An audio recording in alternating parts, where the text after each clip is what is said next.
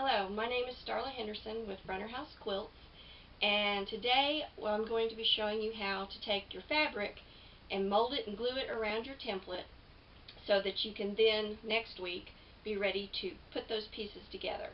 This is really a very simple process, and we've done it before.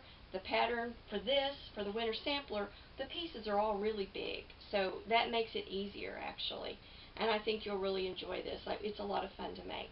So let's go over, and we're going to glue our fabric around our template so that we're ready to applique. Okay, we are ready to start putting the fabric around the papers, gluing it around. The first thing you're going to do after you cut out your template pieces is you're going to iron them to the wrong side of your fabric. So, and I've already done that with all of mine, and I've got these two left to show you how to turn them around your template. And you're going to use glue. I just use a water-soluble glue stick. This is just an off-brand that I got at it's washable, that's what it'll say. I got it at a local department store.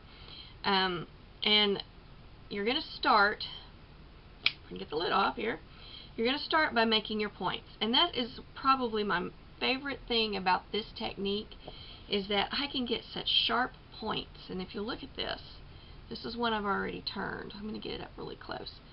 See how sharp that is? And right there, that's hard to do with needle turn, and I can do it. I can just do it much quicker this way. But you're going to start by just on the paper at the point, you put a little glue, and then very carefully, because you don't want to blunt that point, you're going to fold it over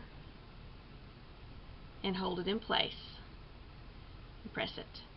And I'm going to do that on both ends, both points, because this center leaf is has 2 points actually. You can do that both times and hold it in place. And if you want to make it dry faster, hit it with an iron, and it will dry that glue immediately. So, or you can just wait. And I usually wait. I've discovered, and I've tried it both ways, I wait and dry it after I've done the whole thing, even with these points, because it just seems to work better. Okay, I'm going to do this one too. Same thing, it's got a point. Just carefully fold that over, not bending your point, and hold it in place. Okay, that's your first step. Now, just to make sure, I'm going to go through and I'm going to trim this back just a little, especially at the points, because then you don't have as much extra coming off of that point on the other side. I'm going to do that on both sides of this.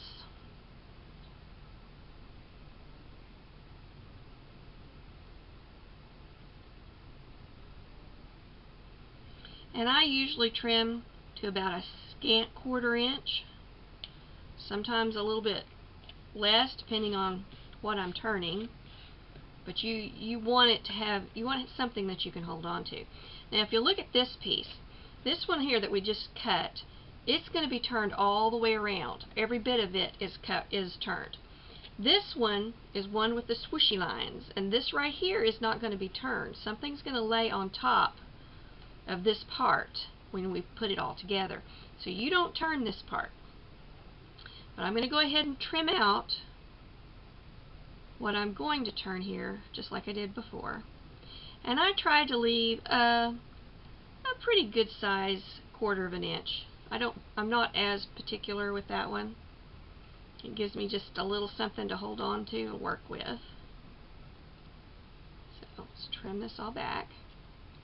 And then right here in this one, if you look, there's a little bit of an indentation here, and you're going to want to, like any inside curve, you've got to clip it. And I don't clip it all the way to that. With this, I clip it, you know, I leave 3 or 4 threads, and that's going to ease that curve. Okay. Now we are going to take our glue stick, and what I've done is, I've been playing again, And let me get this back in line here.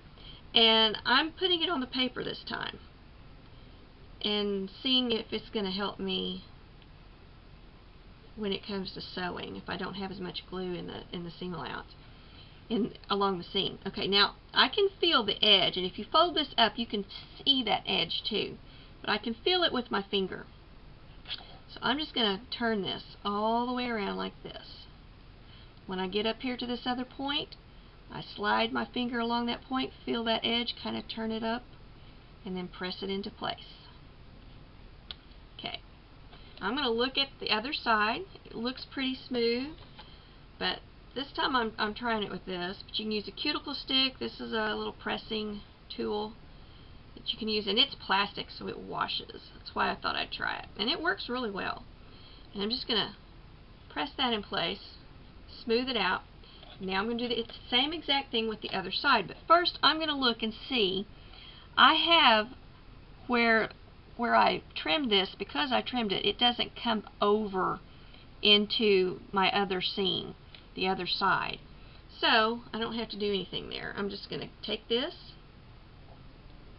and do the same thing right there. And I'm going to feel this, and this I have to pick this up and work with it a little bit sometimes. And I'm going to look at that before I go any further. Yep, that point looks really good, you can tell. So I'm going to keep going all the way down, pressing, and you're going to have to put a little bit of be a little aggressive with this. Don't bend your paper, but be sure. And then with this one here, I'm going to press that and hold it, and I got a good point. And then if there's anything kind of hanging out, I just stuff that in with my needle whenever I'm appliquing it down. And here we go. I'm going to just smooth this, make sure it's all nice and smooth.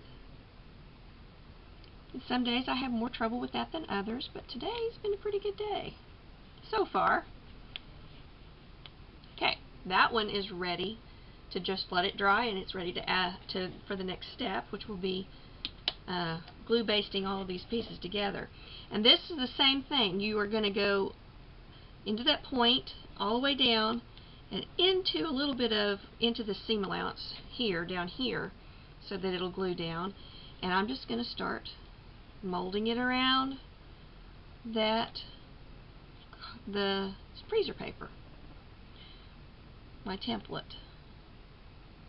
I can feel that, and there we go. Now I'm going to look at that, and I'm going to just take this and fold it over and just see how it looks. See what it's going to do, and it's going to work. So I'm going, whoops, there it is. Smooth this out just a little bit, make sure it's laying flat and smooth. Turn it over, looks good. Do the other side just like I just did this one. I'm going to get up here into that point too. These are really sharp points on this poinsettia, and it would be hard to get it done needle turn, I think. But okay, I've got this up into this point because you want all of this to glue really well, right in here. So now I'm going to lay it back down, and I'm going to follow that template and look. It's kind of hard to see on camera because you see some of the other stuff, but you can see that that's a pretty sharp little point there. And I'm going to keep on pressing all the way down. I'm going to just smooth all this and press it into place. And you're going to do that with every one of your petals until you have them all molded around your template piece. Whether you use freezer paper or the applique paper, it works both ways. And the applique paper is about the same consistency as the two pieces of freezer paper, actually. But once you get it inside, it feels really soft, more like fabric. So it works really well too. But I'm using freezer paper for this time.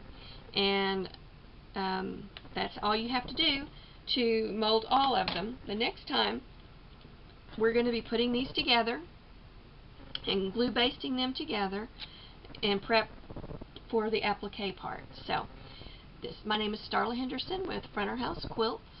Thank you for joining me. Be sure and look me up on YouTube and subscribe, and look for me on Facebook. Talk to you later.